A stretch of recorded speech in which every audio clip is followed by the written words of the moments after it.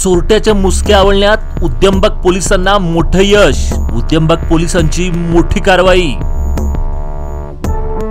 वृद्धेचे दागिने पळवणाऱ्या चोरट्याला अटक।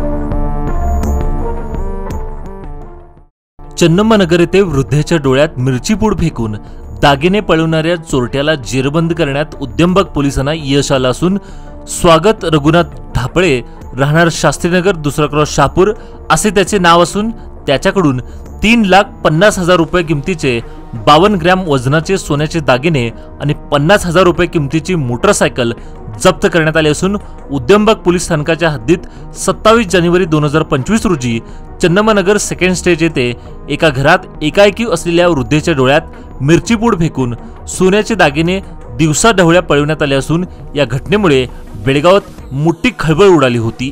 या प्रकरणी उद्यमबाग पोलीस ठाण्यात या घटनेची नोंद झाली असून पोलीस आयुक्त यार्डा मार्टिन यांनी या प्रकरणाचा तपास करण्यासाठी विशेष पथकाची नियुक्ती केली होती।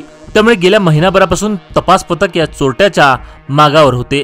शेवटी मंगळवारी या चोरट्याच्या मुसक्या आवळण्यात पोलिसांना यश आलं असून त्याच्याकडून 52 ग्रॅम वजनाचे 3,50,000 किमतीचे सोन्याचे दागिने आणि गुन्हा करण्यासाठी वापरलेली हिरो होंडा कंपनीची फॅशन प्लस मोटरसायकल अंदाजे किंमत 50,000 रुपये असा एकूण 4 लाख रुपयाचा मुद्देमाल पोलिसांनी जप्त केला आहे। उद्यमबाग पोलीस निरीक्षक DK पाटील व त्यांच्या सहकाऱ्यांनी ही कारवाई केली।